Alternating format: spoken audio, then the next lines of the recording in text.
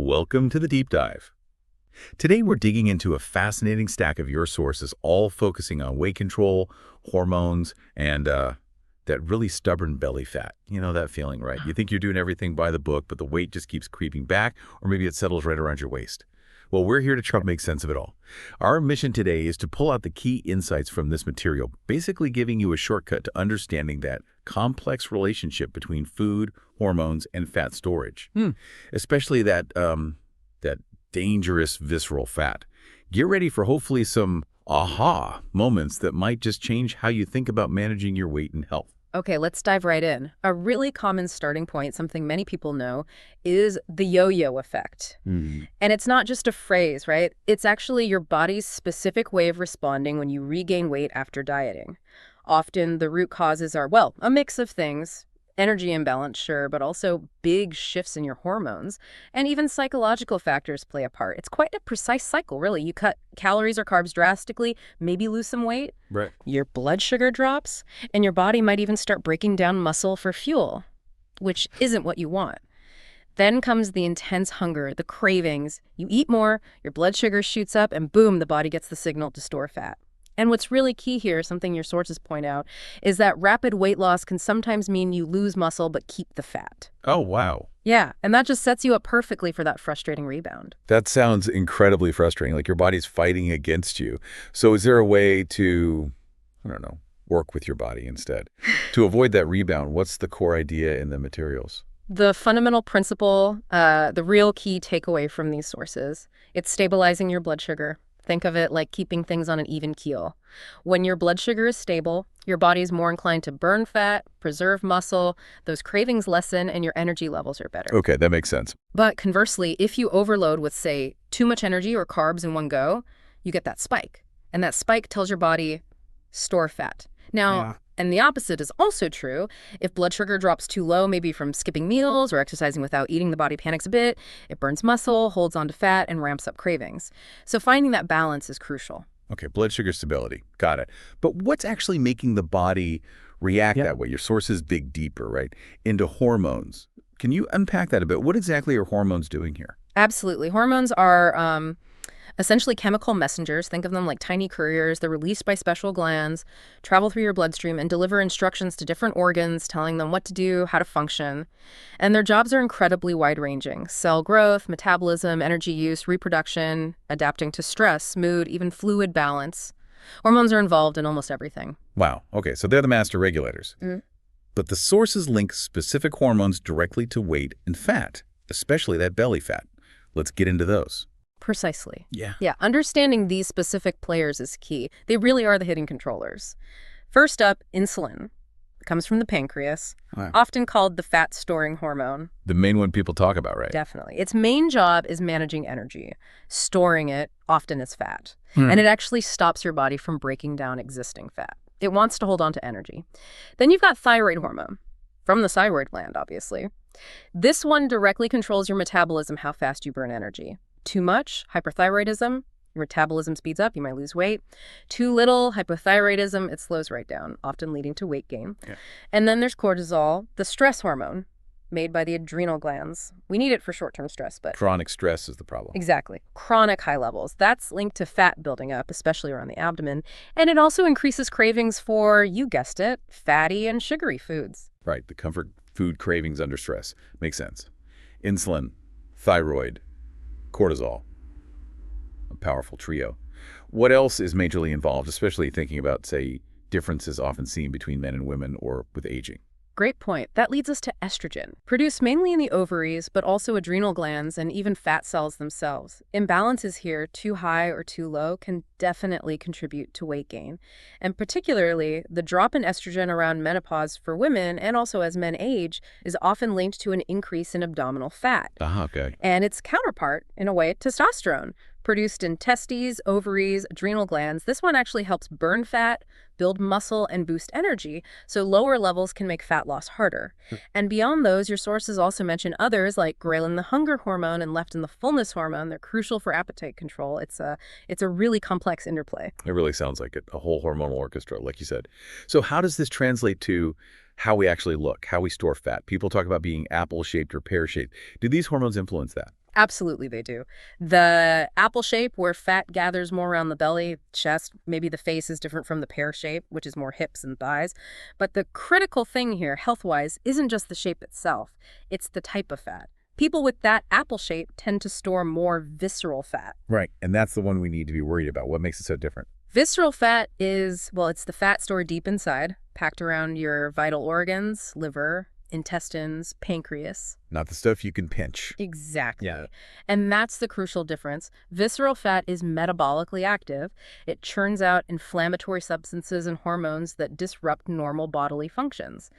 It's strongly linked to really serious issues. Insulin resistance, metabolic syndrome, type 2 diabetes, heart disease. It's not just about appearance. It's a major health risk factor. And the sources are clear. This isn't just random chance, right? It's a mix of genetics, yes, but also these hormonal issues we discussed, like high cortisol, insulin resistance, and our lifestyle, particularly diet. It really is a perfect storm sometimes. Your sources highlight several factors that can throw these hormones off balance and promote visceral fat. First, interestingly, obesity itself. It creates this kind of feedback loop. In obesity, the signal from ghrelin after eating might be weaker, so you don't feel as full. Plus, you can develop leptin resistance. There's this protein, CRP, that increases with inflammation, often seen in obesity. It binds to leptin, stopping it from telling your brain you're full, so you stay hungry. And obesity fuels insulin resistance, which further messes up those leptin signals. It's a vicious cycle. Wow, so the state of being obese actually interferes with the very signals designed to regulate weight. That's tough. Yeah. What about day-to-day habits? Huge factors there. Lack of sleep is a big one highlighted in your materials. The research shows even moderate sleep loss can cause like a 16% drop in leptin, that's your I'm full signal. What's full signal? And about a 15% increase in ghrelin, the I'm hungry signal. Plus, cortisol jumps about 40%, and insulin sensitivity drops 16%. That's quite a hormonal hit from just not sleeping enough. It really is. It sets you up for cravings and fat storage. And related to that is chronic stress. We mentioned cortisol. Prolonged stress keeps cortisol levels high. This pushes you towards insulin resistance, high blood sugar, and the body starts craving high-fat, sugary foods. It boosts fat-storing processes. Stress eating is a real physiological response, partly driven by cortisol activating pleasure centers when you eat those kinds of foods. It feels like modern life is almost perfectly engineered to cause these problems. Okay, so stress, sleep. What about the most direct input, our food? Well, that brings us straight to a high-sugar diet. Your sources are very clear on this. It's pretty straightforward. More sugar intake leads to more insulin release. More insulin often means more fat storage, especially that visceral kind. It's a direct link. Okay, so we've got the why, the hormones, the visceral fat, the triggers like stress and sugar. Let's get practical. What should people be mindful of in their kitchens? Your sources list 7 key food groups to limit, especially for tackling belly fat. Exactly. These are the main culprits identified in your materials, driving both insulin spikes and inflammation, which fuels visceral fat. Let's run through them and suggest swaps. First, sugary drinks. Sodas, juices, sweet teas, you name it. Huge sugar load, zero fiber, massive insulin spike, directly linked to more visceral fat. The swap, pretty obvious. Water, herbal tea, black coffee. Simple enough, but hard for some. Okay, what's next? Number 2, refined carbohydrates. Think white bread, pastries, sugary cereals, white rice. They've been stripped of their fiber, so your body treats them almost like pure sugar. Big insulin response. Instead, go for fiber-rich whole grains. Quinoa, oats, brown rice, whole wheat bread. That fiber makes a huge difference in slowing sugar release. Third, trans fats and unhealthy processed oils. These are artificial fats and lots of fried stuff, processed snacks, baked goods, highly inflammatory, directly linked to visceral fat gain. Always check labels for partially hydrogenated oil, that's the red flag. Instead, focus on healthy fats, avocados, nuts, seeds, olive oil. Good fats are crucial. Okay, sugary drinks, refined carbs, trans fats. Those seem like the big 3 offenders. What else made the list? Things maybe less obvious. Good point. Number 4 is excessive alcohol. It's tough on the liver, provides empty calories, and is often linked to increased belly fat, sometimes called a beer belly for a reason. Instead, moderation is key. Limit intake, prioritize water. 5, processed meats and excessive red meat. Things like bacon, deli meats, sausages, often high in unhealthy saturated fats and inflammatory compounds. Too much red meat can also contribute. Instead, lean towards lean proteins, chicken breast, fish, eggs, and don't forget plant-based options like lentils and beans. 6, high fructose corn syrup. HFCS. It's a specific type of sweetener found everywhere in processed foods. Your liver handles most of it, and it's a major driver of fatty liver and visceral fat. Instead, if you need sweetness, use small amounts of whole fruit or maybe a little honey sparingly. And finally, number 7, excessive high-sodium foods. Salt itself doesn't directly add fat, but exactly. High sodium, usually from processed foods, causes water retention and bloating, making the belly seem larger. It's also often a marker of a generally less healthy processed diet. Instead, use herbs, spices, maybe a little lemon juice for flavor. Go easy on the salt shaker. That's a really clear list. And making those swaps isn't just about cutting calories, is it? It feels like you're directly influencing those hormonal pathways we talked about. That's precisely the idea. It's about working with your body's signals. And beyond just avoiding those foods, your sources offer a positive roadmap for restoring balance. It's holistic. First, conscious eating habits. This involves things like smaller, more frequent meals, maybe every 3-4 hours to keep blood sugar stable. Prioritizing good protein at each meal, including snacks, eggs, fish, chicken, nuts are great. Having that protein-rich breakfast soon after waking up. Aiming to finish eating at least 3 hours before bed. Simple things too, like eating breakfast consistently, having main meals earlier if possible, like before 3 p.m., eating lighter in the evening, and crucially, not letting yourself get ravenously hungry. That sounds like structuring your day around eating for stability. It does take planning, I suppose. It does, but consistency pays off. And it's not just food. Equally important is prioritizing deep sleep. Aiming for that sweet spot of 7 to 8 hours. Making your bedroom a sleep sanctuary, dark, quiet, cool, comfortable bed.